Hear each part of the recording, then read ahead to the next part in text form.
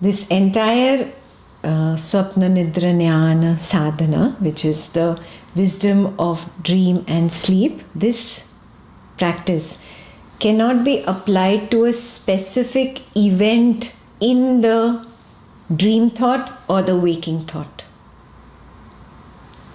The perspective is of the subject from the point of view of the subject. The subject has to realize there is no object out there. The object is assumed. And the assumed object projects and manifests that which I, the subject, want it to manifest.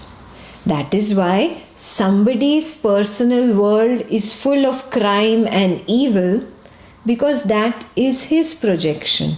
Somebody's world is full of love and holy people, spiritual people. That is his projection. You project your world. There is no point in dissecting the projected waking world, because that waking world itself is a thought. Does not exist. There is no object like the waking world. There is no object like the murderer in the waking world. This recognition is the highest. If we go dissecting every object in the waking world, it is like opening a can of worms. There is no end to it. There is no end to it. You see that? And it's pointless. It's pointless. That's the Dvaitam path. That's where karma comes in, karma phalam comes in. But after years of practice of karma, karma phalam, you realize it's endless. It's futile. It's not getting me to that peace that I am really seeking. That's when you drop looking at the object and you turn towards the subject and you realize, aha, object doesn't exist. The entire exercise was futile. Doesn't exist.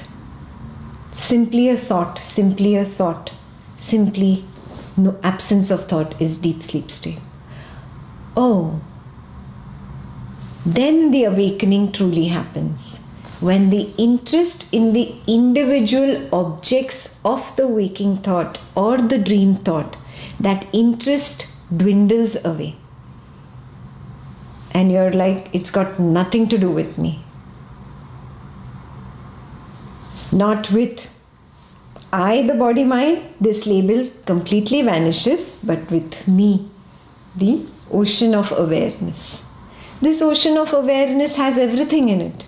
It is like the real ocean out there made of H2O. That H2O embraces garbage equally as it embraces flowers.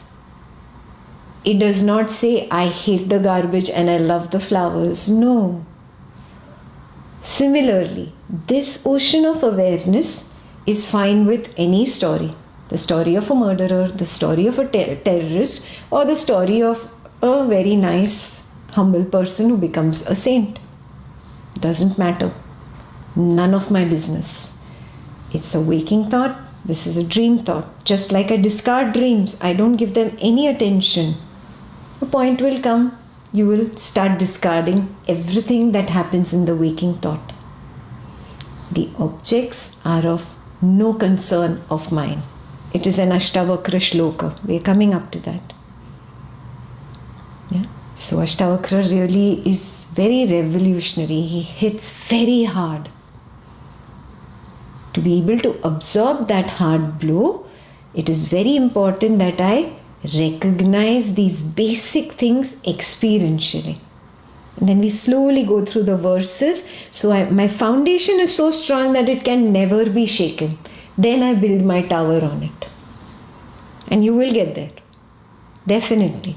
Provided you don't leave Ashtavakra's hand. If you leave his hand and go back into objectifying and then you're lost in the objects of the world, then no guarantee. But if you don't leave Ashtavakra's hand, he will never leave you. Yeah? And you will see the truth. The terrorist doesn't exist. The murderer doesn't exist. It is not. The world is not.